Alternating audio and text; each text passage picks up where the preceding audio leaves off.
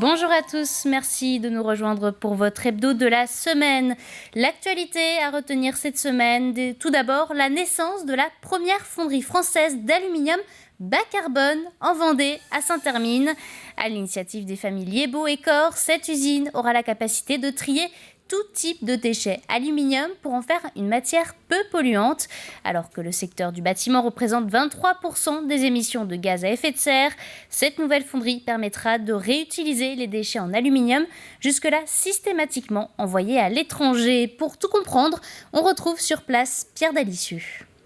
Ça a donc été annoncé il y a quelques heures, donc cette nouvelle usine, cette fonderie bas carbone qui va être créée ici à quelques centaines de mètres d'ici. Une fonderie donc créée par deux familles bien connues en Vendée, donc la famille Liébaud et la famille Cor, donc pour le premier fabricant de fenêtres aluminium et pour le deuxième donc extrudeur d'aluminium. Vous êtes le directeur général du groupe Liébaud. Pourquoi est-ce que vous créez cette nouvelle usine et on peut dire même filière? Alors nous nous situons dans l'urgence climatique et il faut baisser le poids carbone des bâtiments et baisser le poids carbone de tous les produits qui composent le bâtiment. Mais les produits qui sont véritablement bas carbone, c'est les produits qui ont déjà vécu, les produits de fin de vie.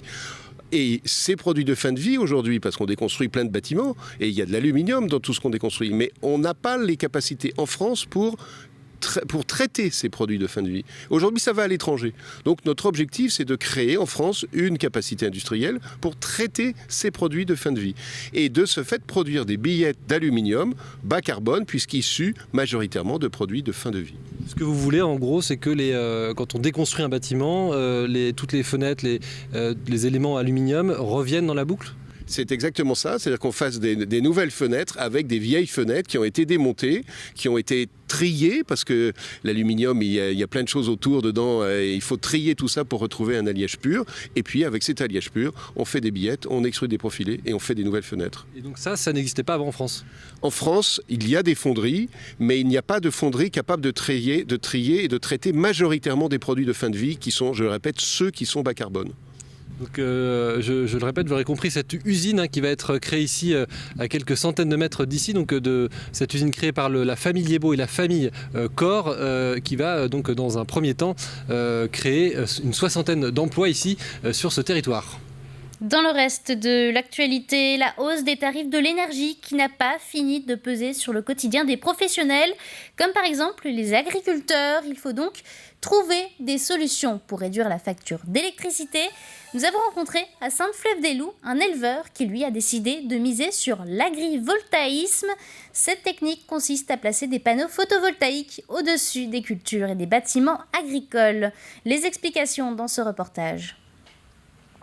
Cet éleveur de porcs vient comme tous les jours se rendre compte de sa consommation d'électricité, car depuis qu'il a fait installer des panneaux photovoltaïques, sa facture est bien moins élevée qu'avant. Habituellement, on consomme sur une base à cette heure-ci de 20 kW kVA. Et on se rend compte qu'aujourd'hui, maintenant, ça baisse tout le temps. On est autour de 7 kW, même moins, on passe à 4. Donc la différence, c'est ce qui a été produit par nos panneaux. Et donc c'est autant d'économies qu'on peut faire, quoi. Des panneaux solaires qu'il a financés lui-même. L'électricité produite est directement consommée par ces 3 bâtiments agricoles comme celui-ci. Et tout se mesure quasiment en temps réel via son smartphone.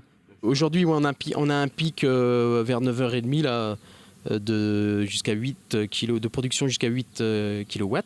Bon, on est une journée un peu couverte, donc il y a moins de production.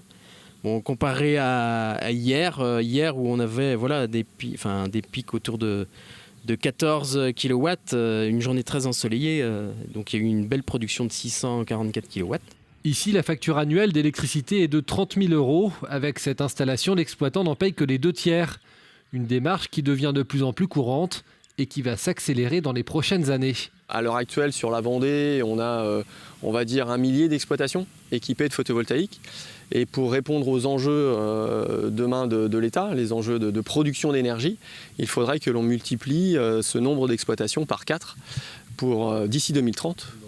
Dans 8 ans, pour atteindre cet objectif. Les autorités veillent tout de même à ce que cette pratique ne vienne pas grignoter les terres agricoles. Certains exploitants se font même financer des bâtiments pour y implanter des panneaux solaires et revendre l'électricité. Des bâtiments souvent de taille démesurée. Dans certains cas, on peut se retrouver avec des bâtiments alibi, dans le sens où les bâtiments sont construits, souvent des bâtiments de grande taille, donc des puissances photovoltaïques, mais sans véritable usage, ou 1, 2, 3 tracteurs dessous, et c'est tout, quoi. Et il faut éviter ça. Une autre pratique plus vertueuse est en train de voir le jour, celle de l'autoconsommation collective, où les agriculteurs revendent directement l'électricité à leurs voisins. Cette semaine, on parle aussi de l'inquiétude des pêcheurs sur l'île Dieu. Le